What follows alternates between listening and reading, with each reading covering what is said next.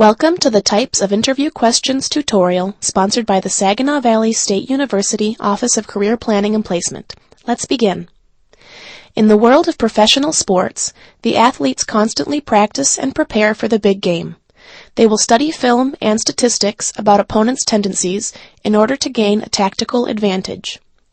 In the employment world, the interview should be viewed as a playoff game on your way to the big championship, which is an offer of employment. In keeping with the sports analogy, thinking about what questions you may be asked can help you develop a game plan for the interview.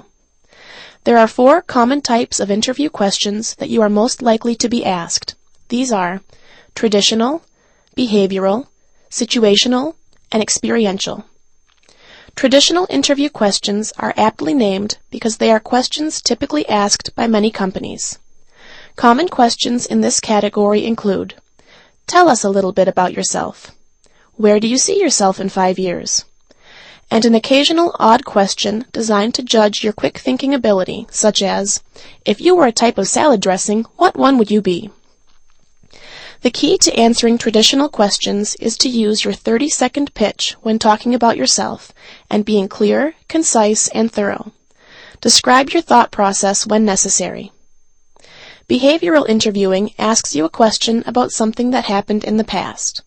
In this approach, past actions are viewed as a predictor of future behavior. This is a very common form of interviewing within education. Common behavioral questions include: describe a time when you had to work in a team environment, or tell me about a time you had to deal with a disruptive student in your classroom. The key to answering these questions is to be specific. If the question asks for a time, be sure to describe one specific event.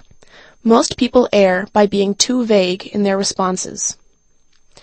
Situational interviewing poses a hypothetical circumstance that the respondent must discuss how they would handle. Again, your response will be used as a predictor for the organization on how you would deal with that event should it actually happen. Common situational questions include: what would you do if you had a dispute with a coworker? Or, how would you handle a client who was upset with the organization? Again, the key to answering this question is to be specific. If you actually experienced an event similar to what you are being asked about, feel free to provide an anecdote or personal example to clarify your answer.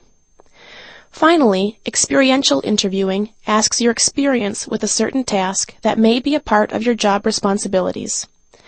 This is very common in technical fields if you are going to be working with a specific material or programming language.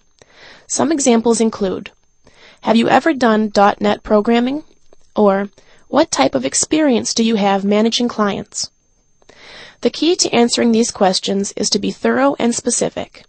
Be sure to elaborate upon the depth of experience that you have with the topic question. A useful tool to ensure that you are giving clear, concise, and thorough answers is the STAR method of response.